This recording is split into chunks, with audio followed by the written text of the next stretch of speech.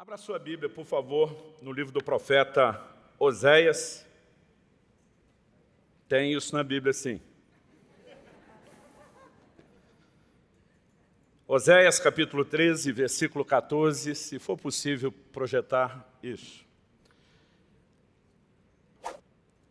Eu vou esperar um pouquinho para aqueles que querem acompanhar. O texto sagrado diz assim: Eu os remirei do poder do inferno e os resgatarei da morte.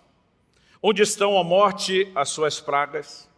Onde está, ó inferno, a sua destruição?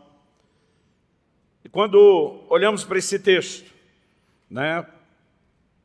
o registro de uma palavra profética anunciada centenas de anos antes da vinda do Senhor Jesus, o que nós temos é uma promessa da parte de Deus. Uma promessa que se cumpriria em Cristo Jesus, com a vinda de nosso Senhor, com a obra da redenção sendo por Ele executada na cruz do Calvário. A mensagem que anunciamos do Evangelho, ela é definida no Novo Testamento como uma mensagem de salvação.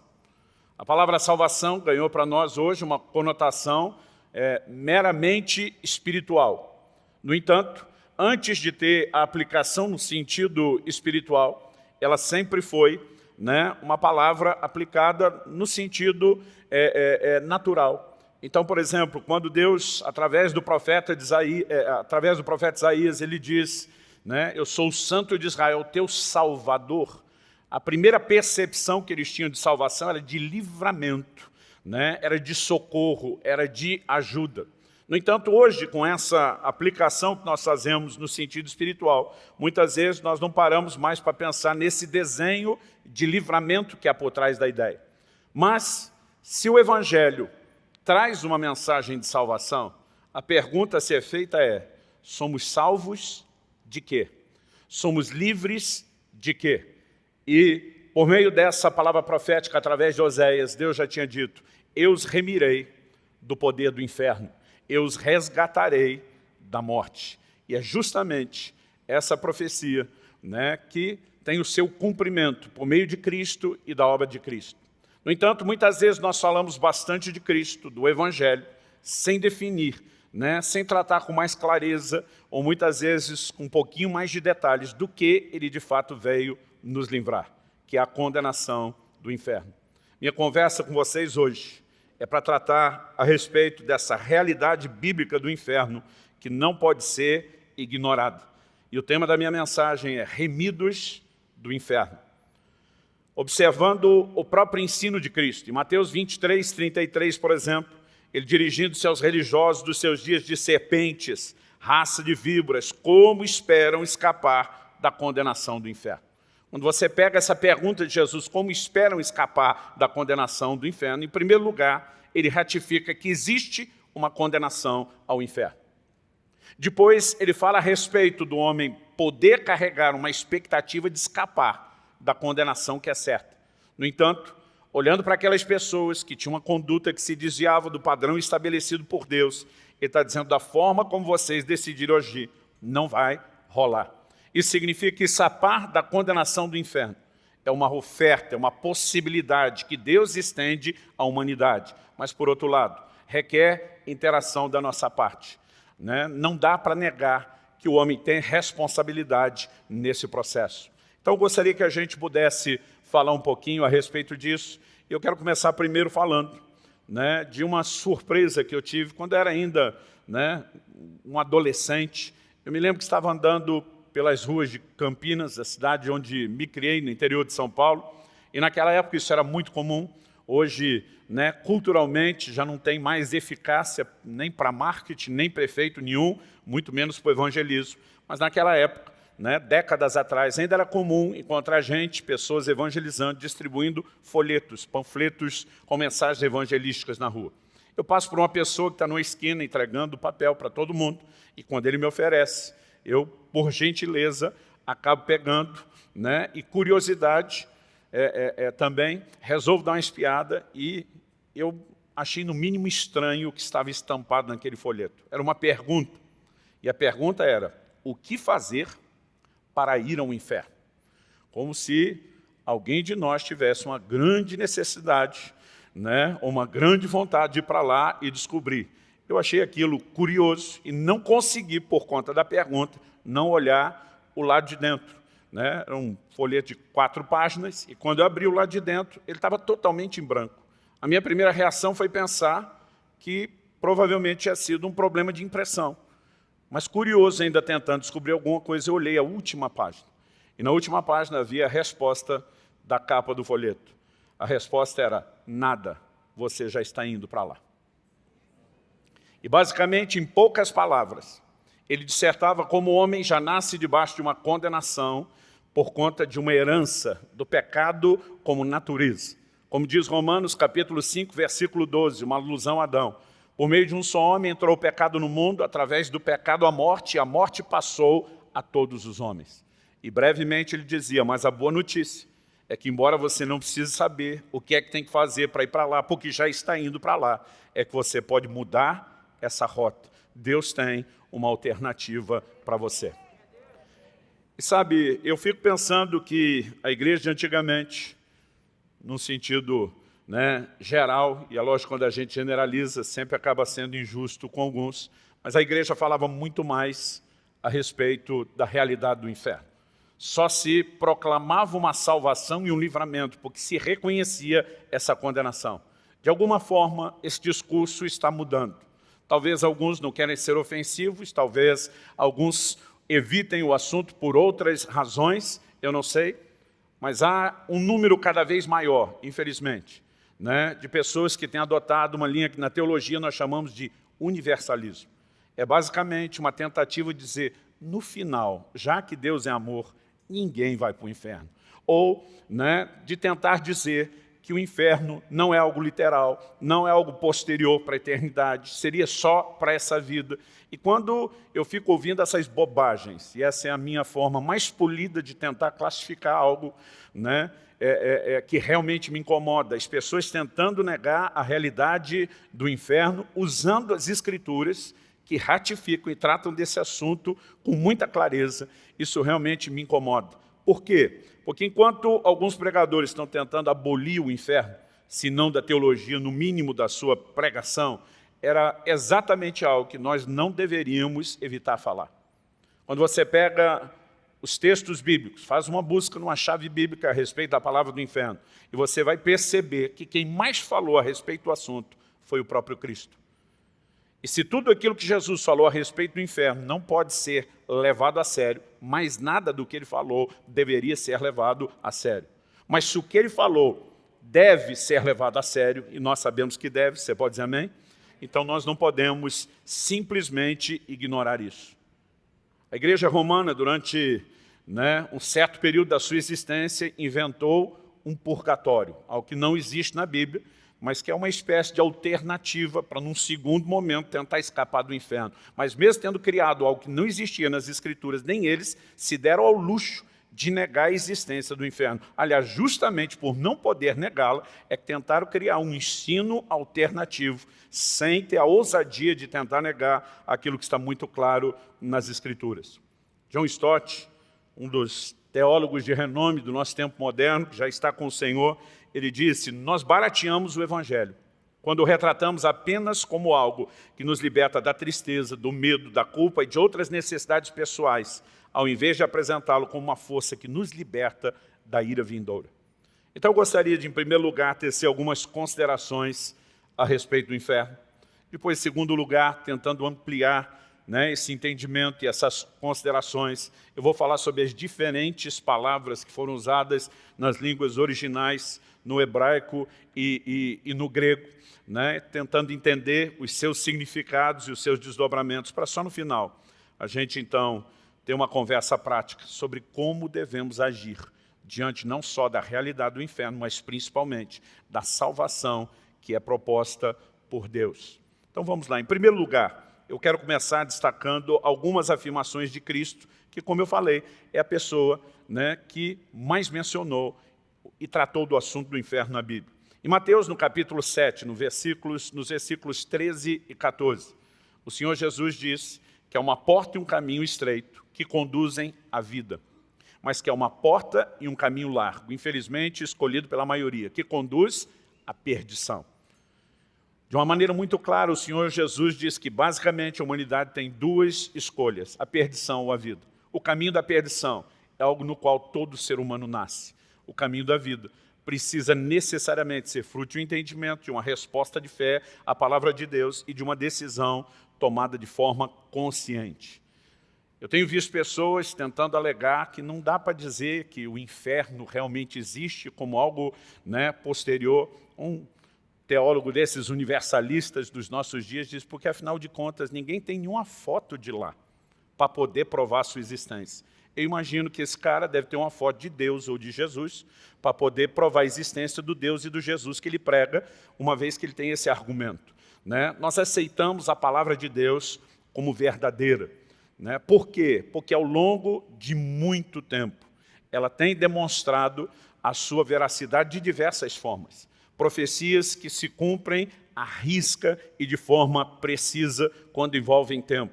Nós temos visto o teste do tempo, não só em relação às profecias, mas das pessoas, dos céticos que atacam o tempo todo o seu conteúdo. Um livro escrito por mais de 40 pessoas diferentes, em épocas e períodos diferentes, que abrange quase 1.500 anos. Gente de cultura, de língua, de posição social diferente, que produz um conteúdo harmônico que não se contradiz. Obviamente, percebemos não apenas em relação às histórias do passado, mas a repetição dessa verdade, que a palavra de Deus é seguida dos sinais que acompanham. E nós vivemos as evidências da ação da palavra de Deus na nossa vida, a ponto de fato, a reconhecermos como verdadeira. No entanto, ao reconhecermos como palavra de Deus, ou toda ela é a palavra de Deus, ou toda ela deveria ser desacreditada. Não há meio termo. E quando olhamos para o ensino de Cristo, ele apresenta o inferno como um lugar de tormento eterno.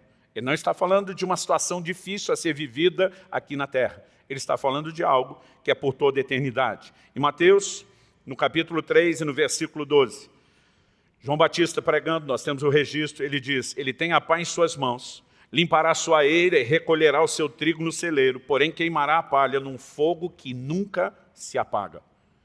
João Batista está fazendo uma alusão a Isaías 66, 24, um texto que eu vou ler daqui a pouco, que Jesus também fez referência a ele várias vezes.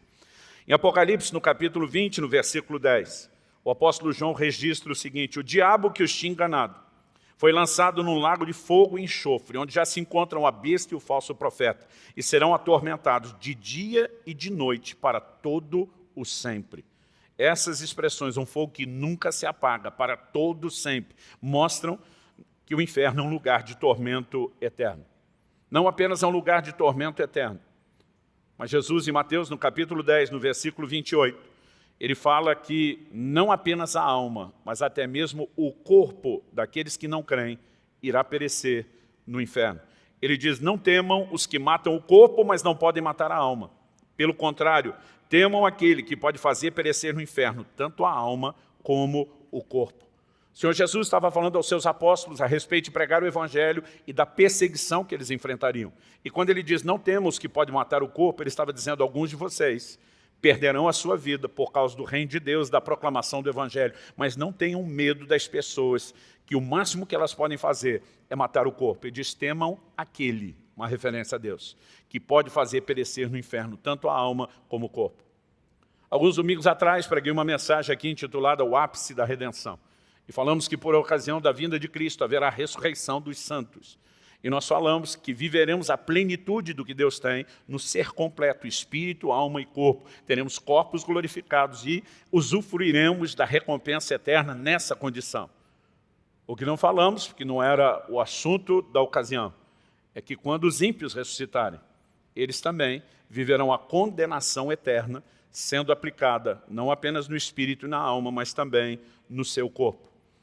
Isaías, no capítulo 66, eu disse que ia citar depois, mas vou me antecipar. Se você puder, me acompanha lá. Isaías, capítulo 66, versículo 24. É o último versículo de um livro que é considerado o mais messiânico do Velho Testamento, que mais anunciou a obra de Cristo. ele termina com essa declaração: eles sairão e verão os cadáveres daqueles que se rebelaram contra mim. Para se referir, usando a palavra, se referir a esse grupo como os cadáveres, ele está falando de gente que morreu. No entanto, olha a condição do corpo. Ele diz: porque o seu verme nunca morrerá, e nem o seu fogo se apagará. E eles serão um horror para toda a humanidade. Esse é o texto que João Batista faz referência, esse é o texto que Cristo faz referência, trazendo uma aplicação do inferno. Você consegue imaginar que a pessoa, depois de ter passado pela morte, o corpo que entrou em decomposição, ele será ressuscitado para viver no estado de eterna decomposição. A Bíblia diz: o seu verme não vai morrer. E esse fogo nunca se apagará, sendo um horror para toda a humanidade. Outro dia uma pessoa falou: vocês da igreja têm uma mensagem, né, manipulativa, tentando assustar as pessoas. Eu falei: olha, ou você aplica esse adjetivo que está colocando ao próprio Jesus, que nós devemos seguir, cuja mensagem nós devemos replicar, ou você não crê em Jesus. Porque foi Jesus que disse: nós temos que temer aquele que pode fazer perecer no inferno tanto o corpo como a alma. Então, se é um lugar de horror, se é um lugar de tormento por toda a eternidade, se de fato olhamos para a palavra de Deus como verdadeira, então nós temos que decidir silenciar sobre isso, para não provocar nenhum tipo de temor nas pessoas. Acredito que parte da ideia era justamente isso. Outro dia eu falei a respeito do inferno, a pregação nem era toda sobre isso. O irmão chegou para mim no final e falou: pastor, o senhor estava tentando tocar o terror na gente? Falei: você ainda tem dúvida sobre isso? Falei: eu deveria ter me esforçado um pouquinho mais. No entanto, o foco da mensagem de salvação não é o medo do inferno, é entender o amor de um Deus que ofereceu uma alternativa para esse lugar. Mas daqui a pouco a gente fala melhor a respeito disso. Eu tenho visto tentativas de algumas pessoas dizer: não, essa coisa de condenação não é eternidade, é a forma como a pessoa vive aqui. Em Mateus, no capítulo 12, nos versículos 31 e 32, Jesus menciona que há pecados sem perdão.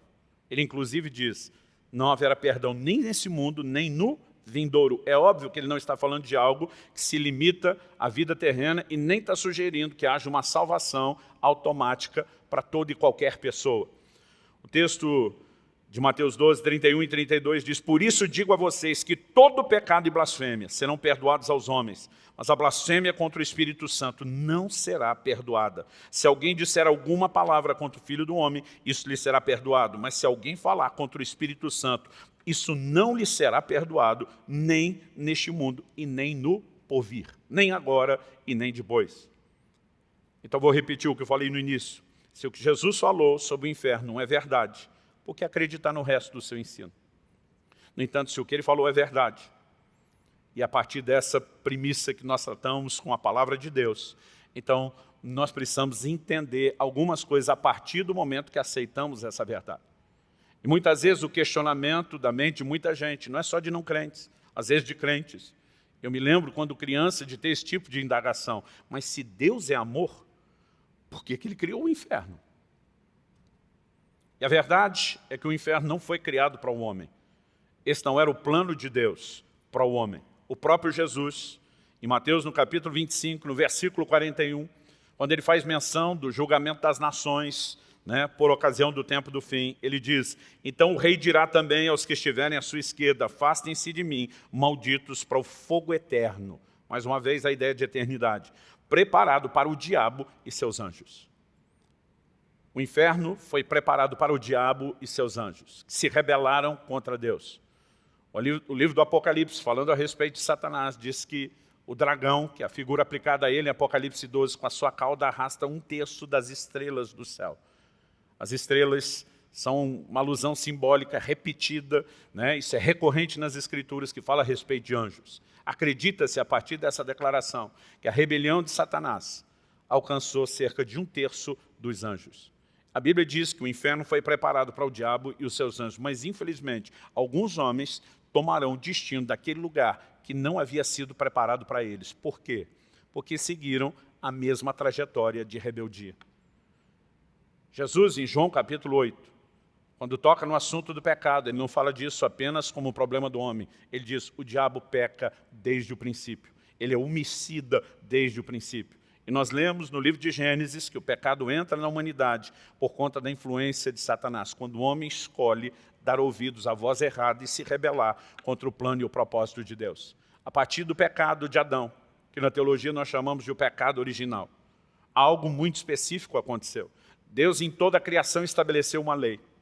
Qual era essa lei? Ele dizia que cada um reproduza segundo a sua espécie. Ela valia para os vegetais, valia para os animais e valia para o ser humano. Cada um reproduziria conforme a sua espécie. Qual era o plano e o propósito de Deus? Quando ele faz o primeiro homem, Adão, à sua imagem e semelhança, ele queria que esse primeiro cabeça de raça, vamos chamar assim, reproduzisse a sua imagem e semelhança que lhe foi concedida e que isso pudesse se multiplicar. No entanto, quando Adão peca e a sua natureza é maculada e comprometida, ele passa a reproduzir homens pecadores. Essa era a explicação daquele folheto, né? Que depois da pergunta que fazer para o inferno, tinha aquelas páginas em branco para depois dizer nada, você já está indo para lá. Porque cada ser humano nasceu debaixo dessa sentença e condenação. Então a pergunta a respeito do amor de Deus, ela não é respondida na criação do inferno. Porque ainda que Deus não o preparou para o homem acaba pegando esse trajeto. A resposta do amor de Deus é encontrada na solução que Ele, por meio de Cristo, oferece. No entanto, vale dizer, quando nós falamos dos atributos de Deus, porque as pessoas estão tentando construir doutrinas, né, esdrúxulas, absurdas hoje em dia, tudo em nome de Deus e amor. Como se a única coisa que Deus tivesse revelado acerca de si mesmo na Bíblia fosse que Ele é amor. O mesmo Deus que se revela na Bíblia como amor, se revela como um Deus justo. E por causa da sua justiça, Ele jamais poderia fazer vista grossa ao pecado. É por isso que Cristo precisou sofrer. É por isso que Ele pagou a minha e a sua conta. Deus providenciou um meio de, através do sacrifício de Cristo, satisfazer todas as exigências da justiça divina, para que, sem violar sua justiça, seu amor pudesse ser expresso. E esse amor precisa ser lido justamente pelo fato de que ninguém vai para o inferno por falta de opção de escapar. O amor de Deus oferece justamente essa opção. Só vai para lá quem não aceita a salvação, o livramento que Deus oferece. Em Marcos, no capítulo 16, o Senhor Jesus, depois de dizer, ide por todo mundo, pregue o evangelho a toda criatura, ele diz já no versículo seguinte, o 16, quem crer e for batizado será salvo, mas quem não crer está condenado. Quando olhamos para essa declaração, a opção de ser ou não ser condenada depende da resposta que o homem vai dar. Agora eu volto a repetir a pergunta, se não há uma condenação eterna, a salvação proposta no Evangelho a ser proclamada é uma salvação do quê? Porque se o inferno não é uma realidade que pertence à dimensão espiritual eterna com a qual vamos lidar, a pergunta a ser feita é, qual a necessidade de uma salvação?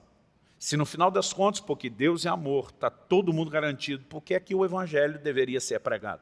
Por que é que Cristo estabeleceria padrões tão claros? João 3,16, né? Nós temos o discurso claro, Deus amou o mundo de tal maneira que deu seu Filho unigênito, para que todo aquele que nele crê não pereça. O que é perecer? Ele diz, mas tenha a vida eterna.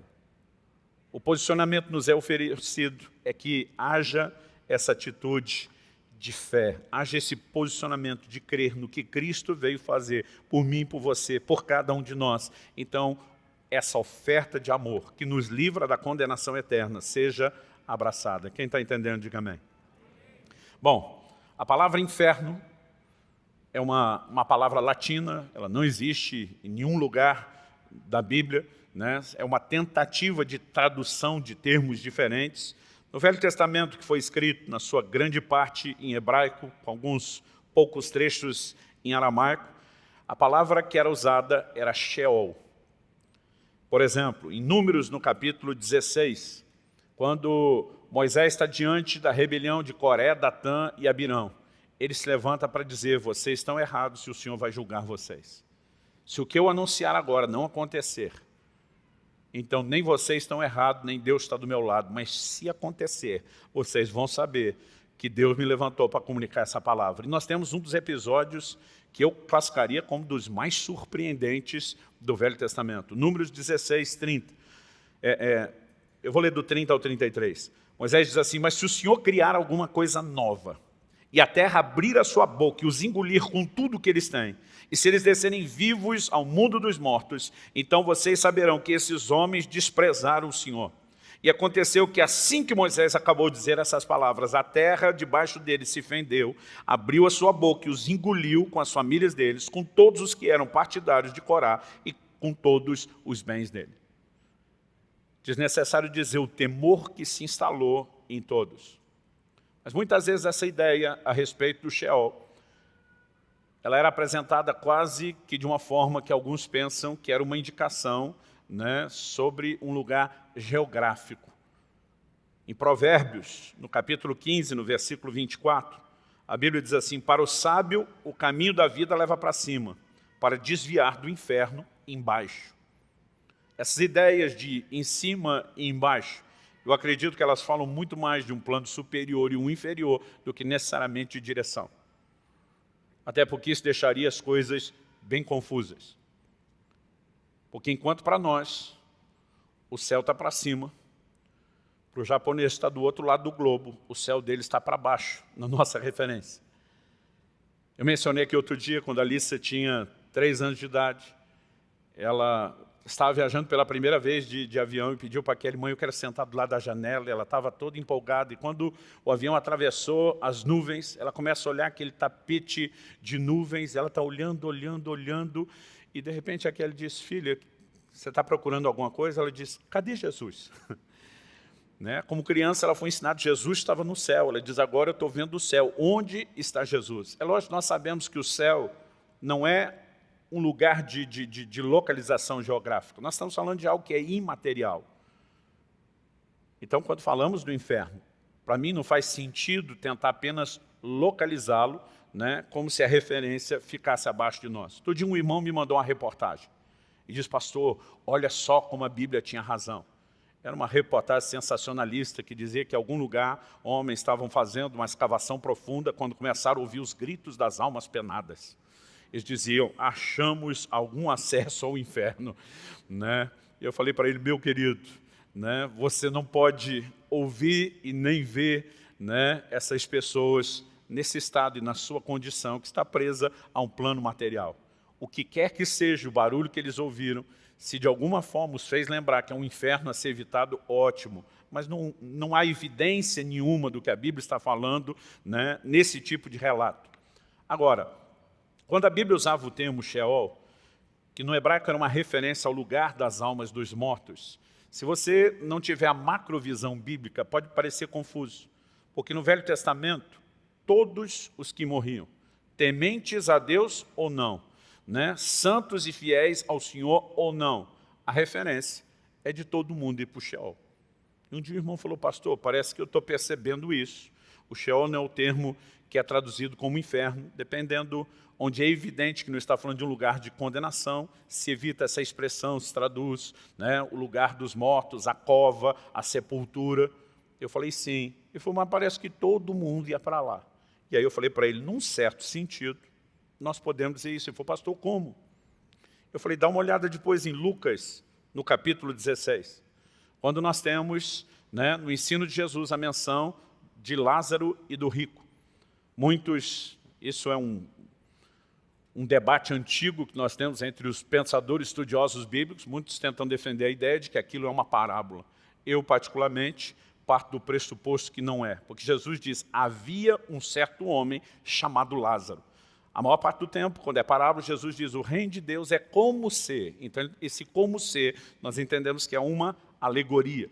Ele diz: havia um homem, e ele dá nome a essa pessoa, que não acontece em nenhuma parábola. Mas ele diz que Lázaro morreu e foi levado, né, pelos anjos ao seio de Abraão. O rico morreu e a palavra de Deus diz que ele foi para o inferno. Essa palavra que nós encontramos lá em Lucas, no capítulo 16, traduzida como inferno, é Hades. E essa expressão Hades, na verdade, é a palavra grega que simplesmente dava o mesmo significado do Sheol. era só por conta de uma língua diferente, fazendo a mesma referência a um lugar para onde os mortos iriam. E você percebe no ensino de Jesus que enquanto claramente ele está falando que um depois da morte era consolado, o outro, era atormentado, era julgado. E nesse ensino, a palavra de Deus diz que estando em tormentos, verso 23 de Lucas 16, no inferno, estando em tormentos, o rico levantou os olhos e viu ao longe Abraão e Lázaro junto dele. Ele disse, espera aí, pastor, o cara está no inferno e está vendo o pai da fé e o outro que está salvo. Falei, vamos continuar. Então, gritando, diz, pai Abraão, tenha misericórdia de mim. Mande que Lázaro molhe a ponta do dedo em água e me refresque a língua, porque eu estou atormentado neste fogo.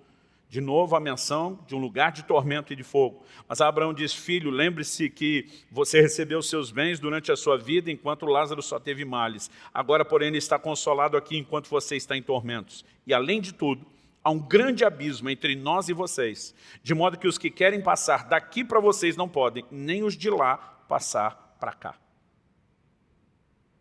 Então, embora ele reconheça que esse destino, essa condenação por rico, para o Lázaro não dá para dizer, esse estado pós-morte é imutável, porque ele está dizendo, quem está do lado de cá, desse grande abismo que separa os dois ambientes, embora eles podem se ver e se comunicar. Os daqui não podem passar para aí, nem os daí passar para cá. A palavra de Deus é clara, que aos homens está ordenado, Hebreus 9, 27, morrer uma só vez, vindo depois disso o juízo. E o que quer que seja, o julgamento e a decisão sobre o lugar para onde a pessoa vai, não será alterado depois. Quando o rico recebe essa notícia, ele diz no verso 27, então o rico diz, pai, eu peço que mande Lázaro à minha casa paterna, porque eu tenho 5 irmãos, para que lhes dê testemunho, a fim de que não venham também para esse lugar de tormento.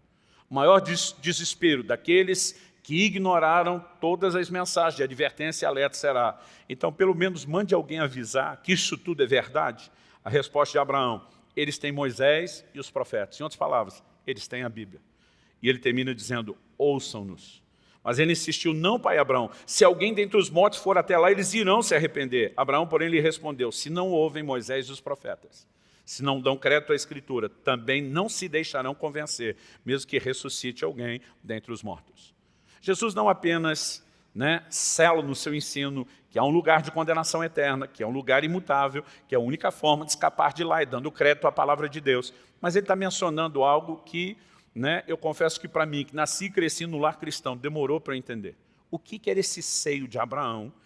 O que era esse lugar onde um olhava para o outro? Estudando a teologia de uma forma abrangente. A minha ideia é mais tentar explicar do que gerar dúvida. Então deixa eu ir só até o ponto onde a gente não cria mais dificuldade. O livro de Hebreus se refere a Jesus dizendo que ele adentrou no céu como nosso precursor.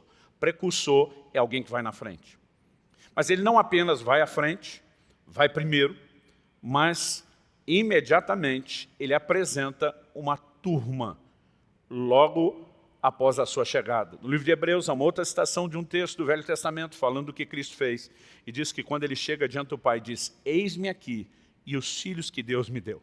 Então vamos pegar as duas frases. Em primeiro lugar, se ele é o precursor, ninguém poderia ir para o céu antes dele consumar a sua obra na cruz. É por isso que o livro de Pedro nos diz que foi necessário que Jesus pregasse aos mortos. Nós não temos muitos detalhes do que acontece no plano espiritual entre a morte e a ressurreição de Jesus ao terceiro dia, mas muita coisa aconteceu.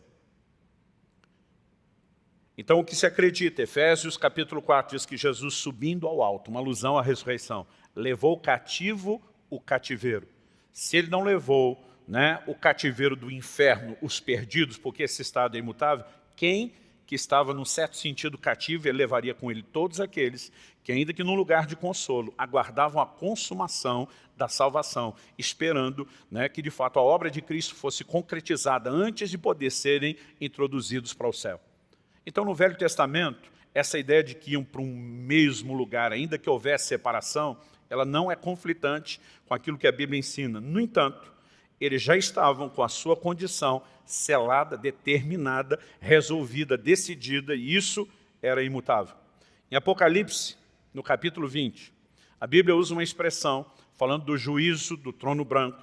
Eu acho que vale a pena você abrir lá comigo. Apocalipse, capítulo 20. Vamos começar do versículo 11.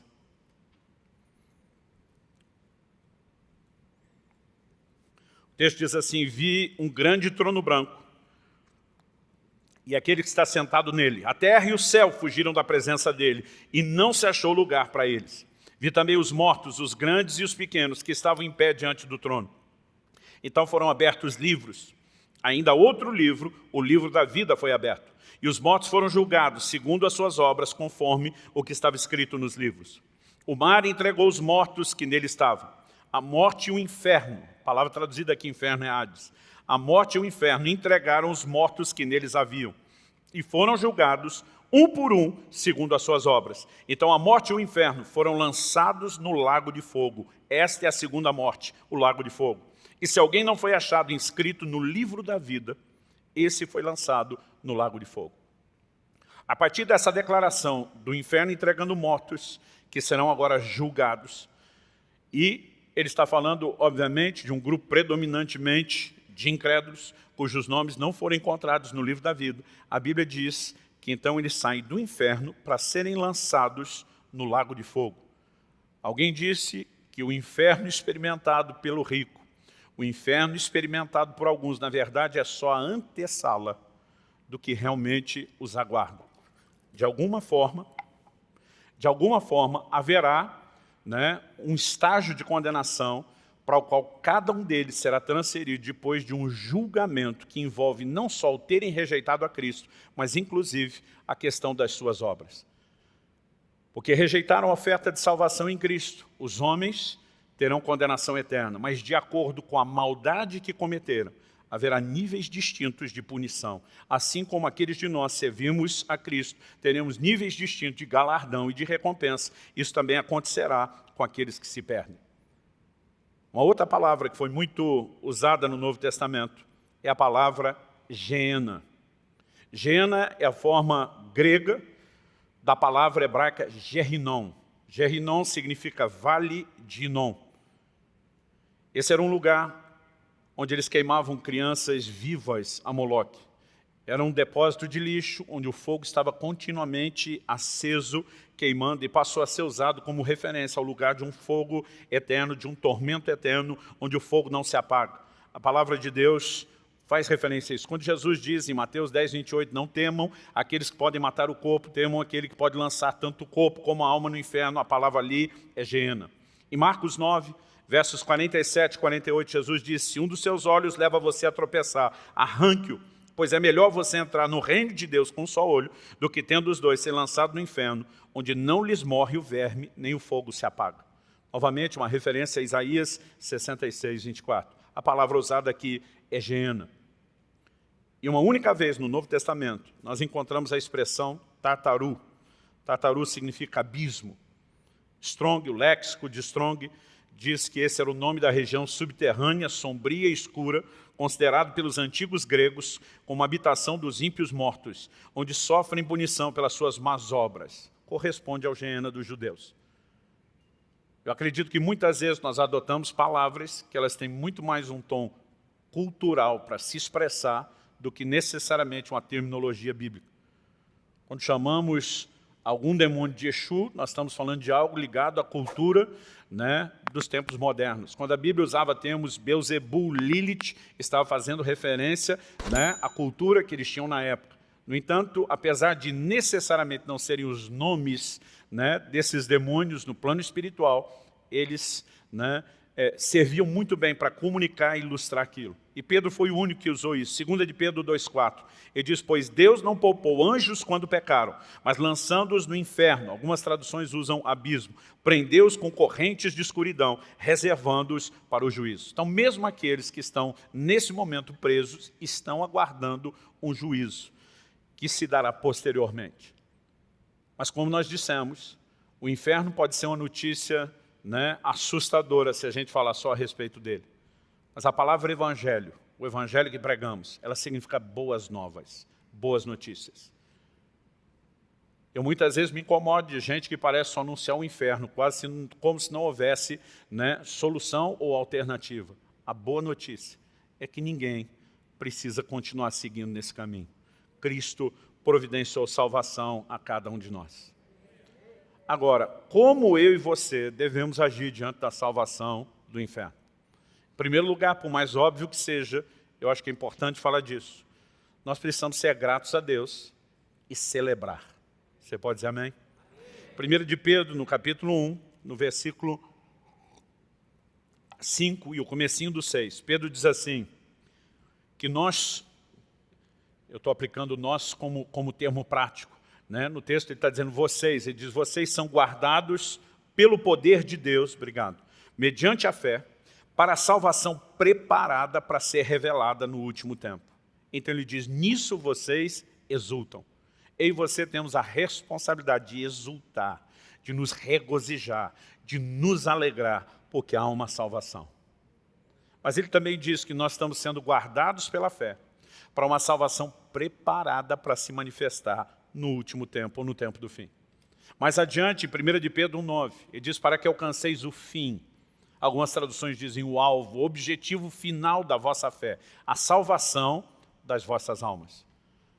Paulo escreve aos Romanos e diz, na esperança fomos salvos. Isso não significa que eu e você não podemos ter certeza da salvação que aguardamos, porque a Bíblia diz que sim, diz que nós podemos lançar, né, a âncora da alma lá no Santo dos Santos, o que nos dá firmeza. No entanto, nós precisamos entender que esse é um assunto não concluído.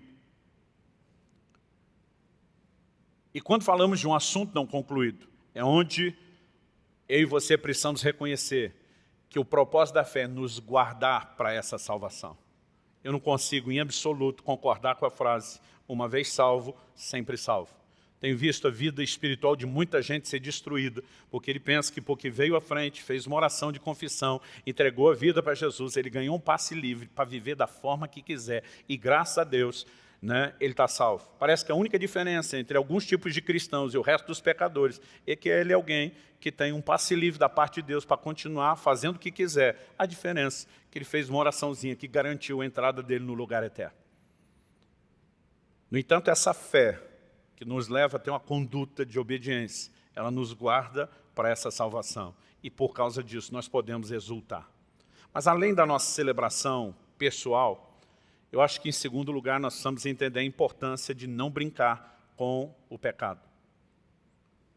Quando eu olho para as Escrituras, eu vejo o tempo todo advertências. Mencionei esse texto em Marcos 9, quero citar Mateus 5, que é semelhante, versículos 29 e 30. Jesus disse, se o seu olho direito leva você a tropeçar, arranque e o jogue fora, pois é preferível você perder uma parte do seu corpo do que ter um corpo inteiro lançado no inferno. Se a sua mão direita leva você a tropeçar, corte e jogue fora, pois é preferível você perder uma parte do seu corpo do que o corpo inteiro ir para o inferno. Alguém outro dia perguntou, mas peraí, pastor, eu vou para o inferno por causa do que eu faço? Ou, ele não nem disse eu vou, ele diz eu iria para o inferno por causa do que eu faço ou por causa do estado em que eu nasci? Falei, os dois. Em primeiro lugar, o estado em que você nasceu já o sentenciou para lá, independente do que você faça. No entanto, a forma como você se conduz depois de ter entendido a salvação que te foi oferecida, pode levar você a, de forma contraditória, sabotar tudo aquilo que você acreditou. Então não é um ou outro. Os dois aspectos acabam estando envolvidos. Em Mateus 13, de 40 a 42, olha o que Jesus diz. Pois assim será, depois de Jesus ter ensinado sobre a parábola ali do joio e do trigo, ele vem com uma explicação, ele diz, pois assim como o joio é colhido e jogado no fogo, assim será no fim dos tempos. O Filho do Homem mandará seus anjos, que ajuntarão do seu reino, observa a frase, do seu reino, todos os que servem de pedra de tropeço, os que praticam o mal, e os lançarão na fornalha acesa, e ali haverá choro e ranger de dentes. Ele está dizendo que no tempo do fim, ele vai mandar fazer uma limpa no seu reino. Não está falando do mundo, não está falando dos ímpios que já estavam sentenciados. E todos que serviram de pedra de tropeço serão arrancados de dentro do seu reino para serem lançados na fornalha acesa. Então é óbvio que depois de celebrar isso não é um passe livre para que a gente brinque. A gente precisa andar no temor do Senhor, precisamos ainda andar na palavra de Deus. Alguém pode dar um amém? Mas além de celebrar a salvação recebida e de nos conservarmos nesse trilho, em último lugar, nós precisamos também entender a responsabilidade de repartir e de compartilhar a salvação que nós recebemos. Em outras palavras, pregar o Evangelho para que outros, à nossa semelhança, também escapem da condenação eterna. Na Epístola de Judas, penúltimo livro da Bíblia, capítulo único, versos 22 e 23, a palavra de Deus diz: mantenham-se no amor de Deus. Esse mantenham significa que a pessoa já entrou nesse lugar, esperando a misericórdia de nosso Senhor Jesus Cristo, que conduz à vida eterna. E ele diz: e tenham compaixão de alguns que estão na dúvida, salvem outros, arrebatando-os do fogo. Todos aqueles que ainda não estão na fé, que estão na dúvida, precisam ser salvos. E nós temos uma responsabilidade, depois de entrar no amor de Deus, permanecer nessa misericórdia de Jesus, nos conservar no amor, mas ainda assim ter misericórdia dos demais. Agora, como que eles podem sair de lá? É sair da dúvida para a fé. Então deixa eu fazer um comentário. Um dia eu estava compartilhando minha fé, falando de Jesus para alguém, e a pessoa começou a questionar, ela falou: não existe garantia nenhuma de que vai ter céu ou inferno depois. Ele olhou para mim e falou: você pode ter se esforçado a vida inteira em vão. Eu olhei para ele e falei: primeiro, não é um esforço. O lugar que eu estou vivendo é de prazer e realização, melhor do que o seu padrão de vida. Afinal de contas, você não estaria aqui desabafando todos os seus problemas se você fosse tão feliz assim. Aí eu falei para ele, mas vamos supor que eu esteja errado e que no final das contas não tem nada. Eu falei: o que é que eu perdi? Você está achando que eu perdi felicidade, mas enquanto você, em nome da felicidade, se afundou nos prazeres que você sabe que é proibido, nem você viveu essa felicidade. Falei: o que eu experimento pessoalmente, o que eu vivo com a minha família, a maneira como eu me relaciono com a sociedade, com o próximo, para mim está satisfatório. Então, se não tiver nada, no fim eu não perdi nada. Mas se você tiver errado, meu amigo, aí ele olhou para mim e falou: aí lascou, né?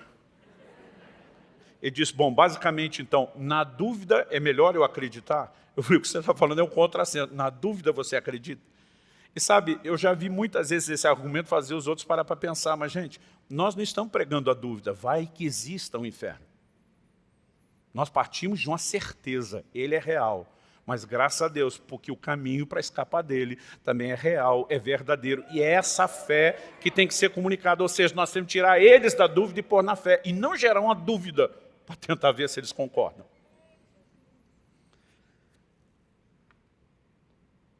Vamos começar a concluir essa conversa. O inferno é real. Como isso nos afeta? Já falei desse posicionamento de celebração, né? Eu quero recapitular isso. O que significa essa celebração? O que significa exultar na salvação? Eu acredito que Deus quer que eu e você possamos preservar ou até intensificar uma consciência espiritual. Jesus instituiu um ritual que nós praticamos mensalmente, mas a Bíblia não definiu periodicidade, de quanto em quanto tempo se faz, que é a ceia do Senhor. O apóstolo Paulo diz: todas as vezes que o fizerdes, fazei-o em memória de mim, citando Jesus. Então, toda vez se faz. Lembro de um irmão, na época que nós tínhamos os 4 cultos aos domingos no outro prédio. Ele falou: pastor, mas o senhor ceia todo culto? Eu falei: sei. Ele falou: não é uma vez por mês? Falei: a gente faz uma vez por mês para não banalizar, para conseguir lidar com toda uma logística. Mas a Bíblia diz: todas as vezes que quiser. Eu falei: eu posso cear todo dia, eu posso cear quantas vezes quiser ao dia. O importante é que sempre que for feito, Jesus diz: faça em memória de mim. O que significa em memória de mim? Porque ele estava com medo de que a gente caísse, né, num estado de amnésia, de completo esquecimento dele. Não. Ele queria que nós mantêssemos acesas, vivas, a consciência que cada um de nós deve carregar daquilo que ele fez por nós. Então, quando falamos dessa exultação, né, não pode ser aquele tipo de atitude. Outro dia o irmão falou: pastor, eu estou garantido, os outros não estão, o problema é deles. Né? Quase como quem diz: eu me dei bem, o resto é que se lasque. Essa consciência da nossa salvação precisa gerar uma preocupação com a falta de salvação dos outros. Ah, pastor, mas eu tento, eu prego, muita gente não ouve. O que eu e você precisamos fazer é a nossa parte. O Senhor traz uma palavra muito interessante a Ezequiel. E diz, eu te pus como atalaia para Israel. Quando eu te mandar advertir o ímpio dos seus pecados, e você levantar e o advertir e ele se arrepender, ele diz, esse camarada vai escapar da condenação, e você me obedeceu, está muito bem. Mas se eu te mandar adverti-lo e você não fizer, eu vou requerer de você o sangue dele. Mas, pastor, eu adverti e ele não ouviu, então ele vai morrer no pecado dele, mas pelo menos você fez a sua parte sendo fiel para com Deus. Eu não estou dizendo que você tem que sair daqui correndo, chacoalhando todo mundo pelo pescoço, tentando dizer que já está com o pé não é nem na cova, né? Com o pé na condenação eterna. Muitas vezes nós vamos lidar com pessoas de formas distintas. E a Bíblia diz que nós temos que usar de sabedoria para com os que são de fora. Agora, usar de sabedoria, meu querido, não é usar de silêncio permanente, absoluto. Não, religião, política e futebol não se discute. Nós temos uma responsabilidade de repartir a salvação. Quem está entendendo, diga amém. O apóstolo Paulo escreve em 1 Coríntios 9, diz, eu me fiz de judeu para os judeus, eu me fiz de gentil para os gentios, eu me fiz de fraco para os fracos, me fiz de tudo para com todos, para por todos os meios tentar salvar alguns. O que ele está dizendo? Eu sei que eu não vou conseguir resultado com todo mundo, mas aqueles que eu conseguir já terá valido o esforço que eu dirigi para com todos. Eu era ainda adolescente, ouvi uma notícia de um episódio que aconteceu nos Estados Unidos, ou quando uma chuva que gerou uma enchente, uma ponte, havia sido arrastada na estrada, e tão logo aquilo aconteceu, ela ficava logo depois de uma curva, visibilidade comprometida, os carros na autoestrada que vinham, o fato tinha acabado de acontecer, não conseguiam parar a tempo e acabavam caindo dentro do rio. Um conseguiu parar, deixou o carro sinalizado, começou a voltar, o máximo que pudesse, gritava desesperado, quase entrando na frente dos outros. Muitos deles, talvez imaginando quem é esse doido, o que ele quer, passavam direto e acabavam caindo. Alguns, pelo menos, o que está acontecendo, e naquela ponderação conseguiam parar. E depois perguntaram para ele qual foi o sentimento. Ele falou, o sentimento era de desespero, vendo aquele povo indo para a perdição sem saber de nada. Alguém precisava adverti-los. Ele diz, mas dos que não paravam. Ele diz, em primeiro lugar, eu tive a consciência de tentar ajudar. Ele diz, mas eu prefiro olhar para aqueles que pararam. E quanto era maior o número dos que foram parando, mais gente a gente conseguia parar. Naquele dia, de alguma forma, enquanto eu vi aquela história, eu falei, Deus, eu quero ser esse homem na estrada, que acende como um louco se for preciso. Ainda que não veja todo mundo parar. Aqueles que a gente conseguir que parem, vai valer a pena. E quanto mais gente a gente parar, mais progressivamente falando, nós vamos conseguir que outros também parem e se salvem. Quem está entendendo, diga amém. Agora, escapar do inferno é mais do que a conversão. É mais do que um dia ter decidido Jesus. Envolve não retroceder. Eu falei a respeito de ser guardados para a fé, pela salvação que há de se manifestar. Eu quero terminar lendo um texto de Hebreus, capítulo 10. Eu vou ler dos versículos 26 a 30.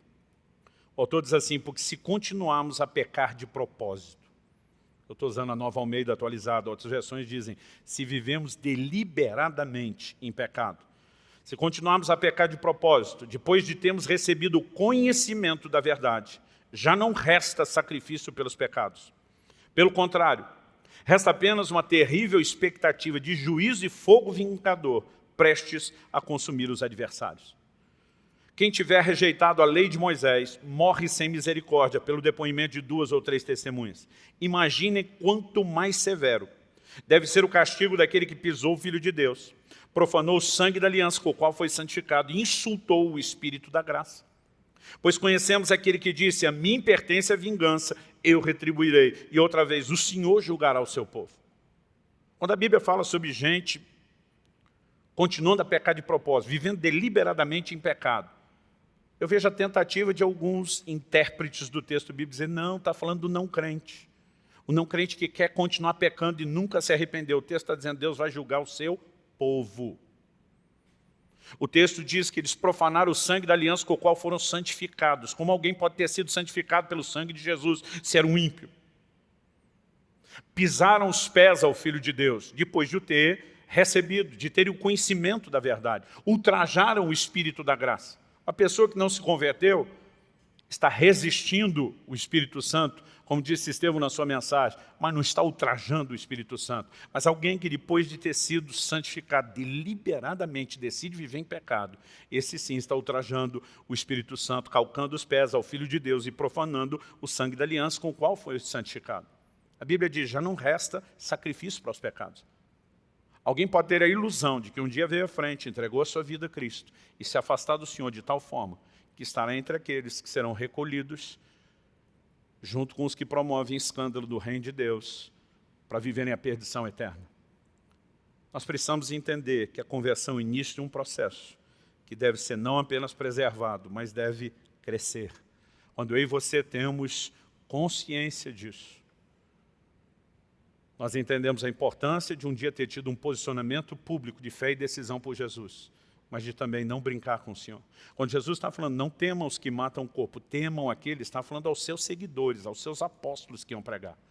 Ele diz, precisa, mesmo quando vocês saírem fazer a obra de Deus, ter o temor daquele que pode fazer perecer no inferno, tanto a alma como o corpo. Embora, como eu disse no início, o centro de toda essa relação com a consciência do inferno não é o medo do inferno ou de Deus, é a certeza de que tudo isso é expressão do amor de Deus, para que nenhum de nós precise viver essa realidade. Então eu gostaria que nós terminássemos com um momento de oração. Nesse momento de oração, eu quero me dirigir primeiro àqueles que já viveram o cumprimento da profecia de Oséias. Eu os remirei do poder do inferno. Eu os remirei do inferno e do poder da morte. A palavra de Deus,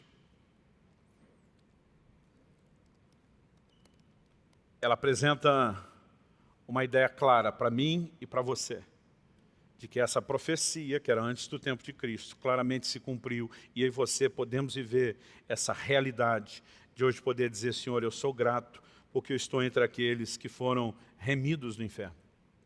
Acredito que quando Paulo, em 1 Coríntios 15, 55, está dizendo, onde está a morte, a sua vitória, onde está a morte, o seu aguilhão.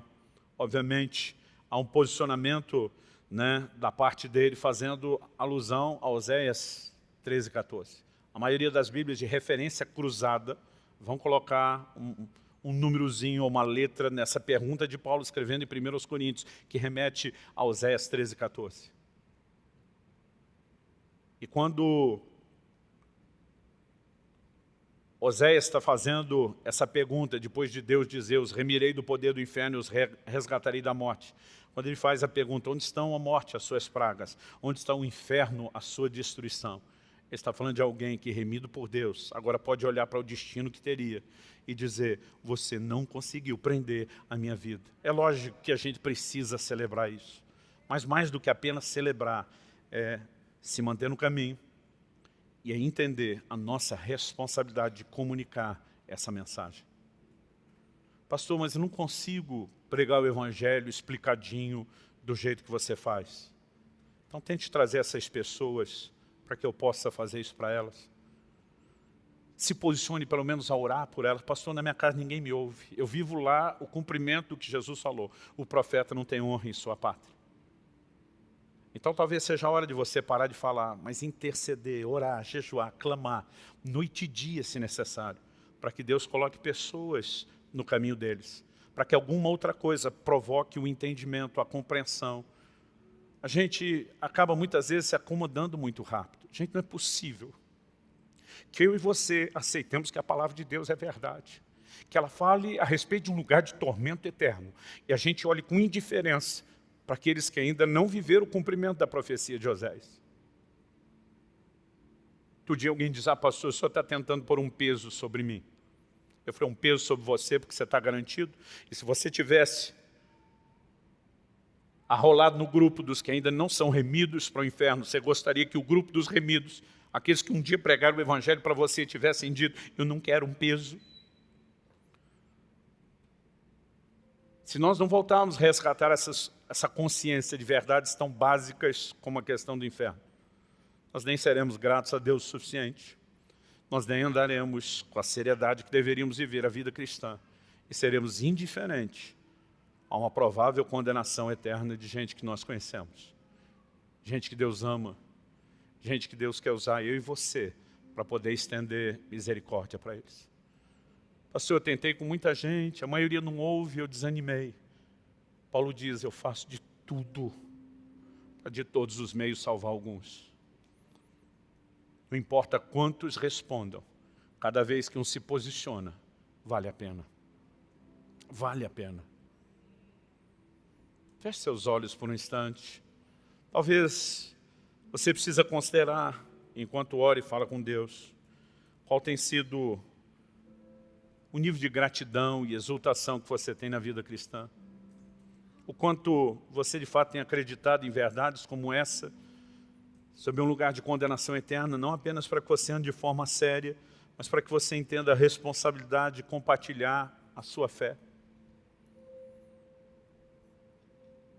Eu creio que nós devemos a Deus uma resposta. Talvez seja um excelente momento para que alguns se posicionem consagrando sua vida a Deus, dizendo, Senhor, eu não vou brincar com o pecado. Talvez seja um excelente momento para que você se arrependa de algo que começou a prender a sua vida e permitir que o diabo ganhe espaço em terreno em vez de Deus estar dominando cada área da sua vida. Talvez seja um bom momento para você decidir agir diferente, não só em relação à sua conduta diante de Deus, mas em relação à sua responsabilidade de repartir com outros. Mas enquanto você ora, fala com Deus, e eu creio que Deus vai falar o coração de muitos de vocês. Eu quero fazer um convite a um outro grupo, que não consegue dizer com certeza, eu já faço parte dos que foram remidos do inferno.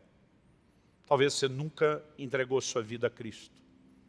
Talvez você nunca reconheceu a sua condição de um pecador que precisa da salvação que Ele oferece. Mas você pode fazer isso hoje. Ou talvez você seja alguém que se afastou do caminho do Senhor. Se esfriou ao longo da caminhada. Se distanciou.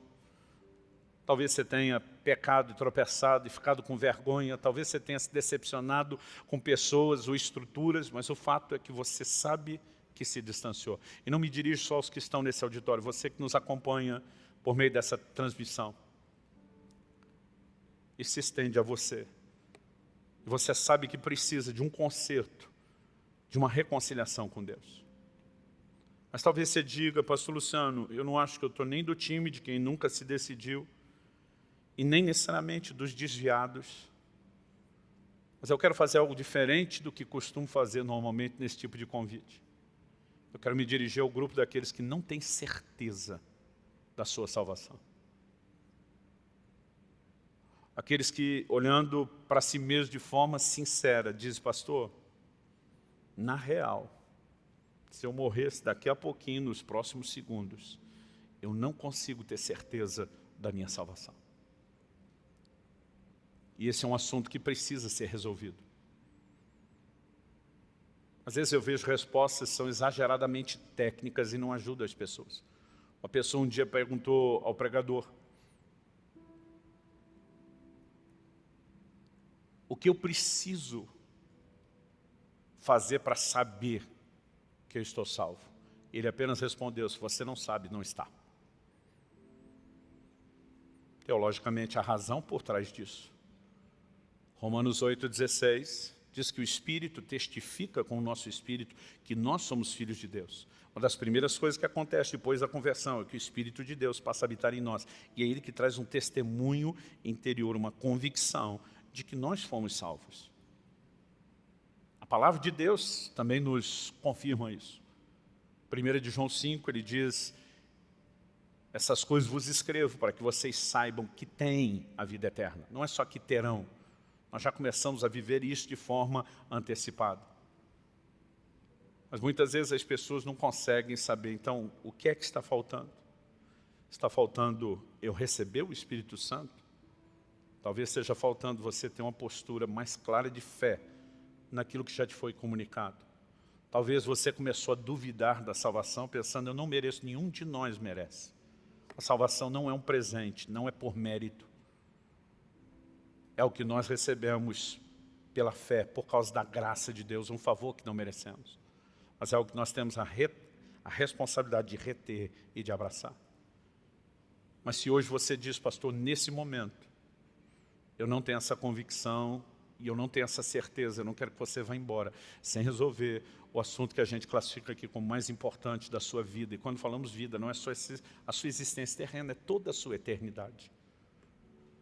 Eu gostaria de orar com todos aqueles que precisam, número 1, entregar sua vida a Jesus, nunca fizeram isso antes. Número 2, se reconciliarem por terem se distanciado. O número 3, resolver o assunto da falta de certeza. Se você quer resolver isso hoje diante de Deus, entende não só a necessidade, a responsabilidade, a seriedade de tratar disso. Então nós queremos fazer isso aqui e agora. Enquanto os demais oram, eu quero fazer uma pergunta. Quantos hoje, que pertencem a um desses 3 grupos, querem de fato sair desse lugar com a convicção de que você não está caminhando para o inferno? Nós queremos orar com você. E eu quero te convidar a mais do que fazer uma oração no seu lugar, a sair do seu lugar e a vir aqui à frente. Normalmente a gente pergunta quem é, levanta a mão, depois chama. Eu quero agilizar o processo. Jesus disse, todo aquele que me confessar diante dos homens, eu também o confessarei diante do meu Pai e dos anjos que estão nos céus. Mas quem me negar diante dos homens, eu também o negarei diante do Pai e dos anjos. Só que alguns acham que esse confessá-lo diante dos homens é meio que vão pagar o mico em público. Não, o que você tem aqui é uma torcida. Não é gente que vai julgar você. É gente que nesse momento está orando pela sua decisão, está orando pelo seu posicionamento. Você que sabe que Deus está te chamando e que precisa desse conserto, sai do seu lugar o mais rápido que você puder. Pastor, minha cabeça está aqui em luta, meus questionamentos, dizendo, eu não acho que eu estou tão ruim, mas se o Espírito de Deus está falando forte ao seu coração e te chamando, não tente entender, apenas responda, apenas aceita. Outro dia o irmão falou, pastor, Deus começou a queimar meu coração, eu achei que estava tudo bem. Ele falou, mas não faz mal dar um reforço. Vou sustentar minha postura. Se Deus está falando ao seu coração, você sabe. A Bíblia diz, se hoje ouvirdes a voz de Deus, não endureça o coração. A escolha de ceder ou não ceder é nossa. Você está num ambiente de apoio, não só de torcida, mas de gente estar orando por você, lutando por você. A Bíblia diz que a festa nos céus, quando o pecador se arrepende. Isso para nós é motivo de festa, é motivo de alegria. Alguns de vocês estão lutando aí com nó na garganta, com a vontade de chorar. Eu quero que cada um de vocês está vindo à frente, fique à vontade. Hoje é dia de conserto com Deus, é dia de salvação, é dia de passar para esse time dos remidos do inferno, que não apenas vão exultar, celebrar, mas vão engrossar as fileiras daqueles que vão continuar estendendo e comunicando salvação aos demais. Já que Jesus falou sobre confessá-lo, o apóstolo Paulo diz em Romanos 10, se no coração vocês crerem que Deus ressuscitou a Jesus dentre os mortos e com a boca confessarem a Jesus como Senhor, vocês serão salvos. Então a Bíblia diz, com o coração se crê para a justiça, com a boca se faz confissão a respeito da salvação. O mesmo texto de Romanos 10 diz, todo aquele que invocar o nome do Senhor será salvo. Você pode fazer isso do seu jeito, da sua maneira, com as suas palavras, mas a maioria daqueles que estão fazendo isso pela primeira vez, às vezes olha para a gente com a cara de, eu não sei bem o que eu faço. Então nós queremos ajudar você. Eu quero ajudá-la a fazer uma oração. E eu vou fazer essa oração de forma pausada, né? E vou dar essa pausa justamente para que você possa repetir frase a frase depois de mim. Se no seu coração você entende não de forma sincera, eu posso repetir isso que eu estou falando. Eu posso fazer dessas as minhas palavras. Então quero que cada um de vocês que veio à frente, você que está nos acompanhando, seja ao vivo ou posteriormente, ainda que por meio de assistir uma gravação, você pode repetir essa oração conosco. E você pode fazer isso agora. Cada um de vocês, diga comigo, Senhor Jesus, eu reconheço hoje a minha condição de pecador, a minha sentença de condenação eterna, mas eu reconheço também a salvação que o Senhor me oferece, a sua oferta de amor e perdão, por meio do sacrifício de Jesus. Então hoje, eu não apenas me arrependo dos pecados, mas pela fé, eu me aproprio do meu perdão. Eu me aproprio da justificação que Jesus Cristo me oferece. A partir de hoje, eu decido viver a nova vida que o Senhor me oferece. Eu entrego a minha vida ao Senhor Jesus. Eu entrego o controle da minha vida nas tuas mãos. E eu creio que a partir de hoje, sou um filho de Deus, remido do inferno, para a glória de Deus. Em nome de Jesus. Aleluia. Glória a Deus. Glória a Deus.